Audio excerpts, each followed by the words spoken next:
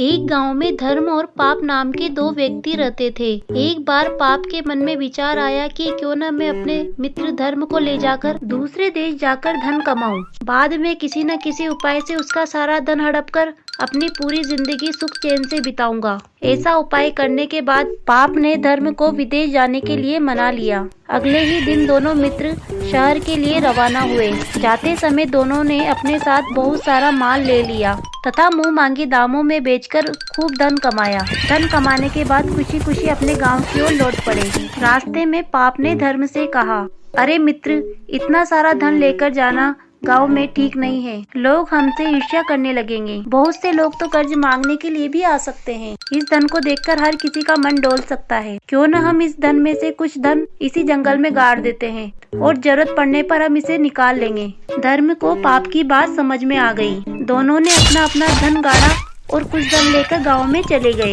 कुछ दिन बाद पाप मौका पाकर उसी जंगल में पहुंचा और गड़े हुए धन को निकाल कर के वापस अपने गांव आ गया। कुछ दिन बाद धर्म पाप के पास आता है और उससे बोलता है, मित्र, मुझे धन की आवश्यकता है, चलो हम उस धन को निकाल करके लाते हैं। पाप डरते डरते जंगल की ओर चले जाता है। जैसे ही धर्म गड्ढा खोदता है तो उसे वहाँ पर कुछ भी नहीं मिलता। उसे देखकर पाप वहाँ पर रोने का नाटक करने लग जाता है और धन के चोरी होने का इल्जाम धर्म पे ही लगा देता है। दोनों दोस्तों में झगड़ा होने लगता है। अंत में दोनों राजा के पास चले जाते हैं। उनकी बात सुन राजा अपने मंत्री से सत्य के बारे में जानने की बोलता है। मंत्री चतुर था। उसने कहा, जिस पेड़ के नीचे तुमने धन गाड़ा था मैं उसी से ही पूछ के पता करता हूँ। मंत्री की बात सुनकर के पाप के मन में विचार आता है, क्यों न पेड़ के तने में मैं अपने पाप को छुपा दूं। जैसे ही मंत्री उससे सवाल करेगा तो वह धर्म का नाम ले देगा। यह सोचकर वह अपने पिता को तने के अंदर बिठा देता है। अगली सुबह मंत्री पेड़ के पास जाकर पूछता है। पूछने पर पेड़ बोलता है कि पैसा धर्म ने ही लिया है। पेड़ की बात सुनकर धर्म ने मंत्री से कहा, नहीं नहीं महाराज, मैंने कुछ नहीं किया, पर मैं आपसे एक विनती करना चाहता हूँ महाराज। मंत्री ने कहा, ठीक है, क्या कहना चाहते हो तुम?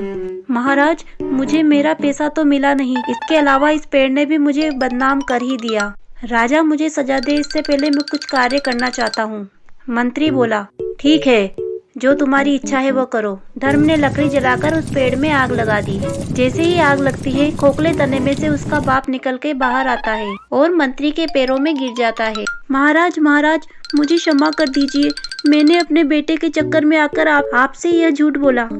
मंत्री बाप और बेटे को ले जाकर के राजा के सामने खड़ा कर देते हैं और राजा पाप से धर्म का पैसा दिलवा देते हैं और उसके बाद पाप और उसके बाप को कारागार में बंद करा देते हैं।